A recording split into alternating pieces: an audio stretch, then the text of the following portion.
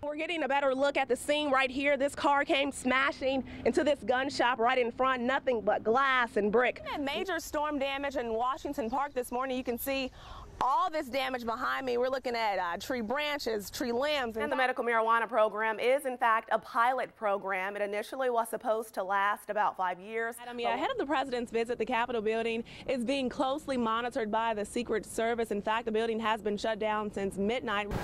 Well, this morning, police say they're still searching for the driver that hit that 22-year-old woman as she jogged right here. 1 year later, memorials like this sit on the campus, honoring the lives. All right, I'm doing it. It's going. How big are these tires? They're huge. I'm 5'9". It's, you know, almost my height. School officials say they just want drivers to slow down. Another problem is driving around stopped school buses. They say it's been far too many close calls. On any given morning during the work week, you can find Susan Nix and her two nephews waiting on Shasta Lane. The kids got to get on the bus to go to school.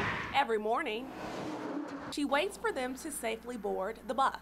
The people are just going too fast, and it's always that way. It's not every once in a while, it's always. A little scared. Why scared? Because they're going too fast. Terrified as she watches drivers whiz past the stopped school bus. I'm afraid the kids are going to get hit. And that's what Jim Lovelace, Director of Transportation for the Ball Chatham School District, says almost happened to another student in the past. We had a student who was attempting to get off the bus, and a car was coming so fast that as they tried to stop, they couldn't, and they had to go around on the door side up into the grass. Fortunately, that bus driver sprung into action and shut the bus doors to prevent the student from getting off. He says this bus stop on Iron Ridge Road and Shasta Lane is a safety hazard.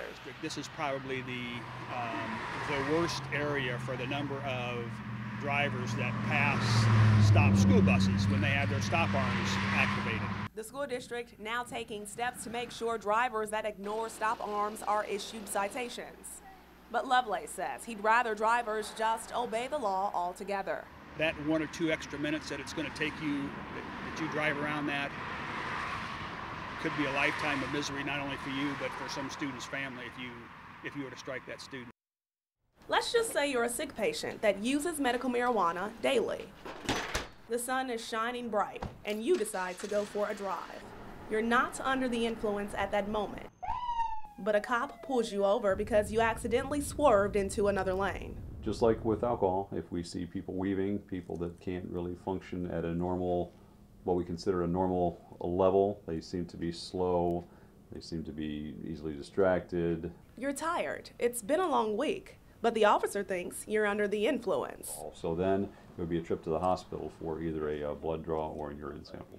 They detect high levels of tetrahydrocannabinol, better known as THC. According to experts, THC is the chemical responsible for most of marijuana's euphoric-like effects. Keep in mind, you did not use medical marijuana that day, but it's in your system because you use it regularly. That's the gray area right now. That's what we need to kind of muddle with, because the law states that if you have THC in your system, then you're subject to DUI arrest. It's a fat-soluble molecule, so it stays in your fat cells.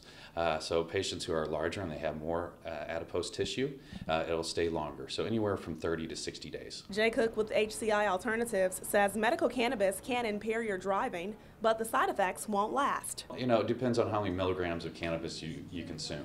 So, you know, a small, say 1 inhalation of cannabis is anywhere from 3 to 5 milligrams.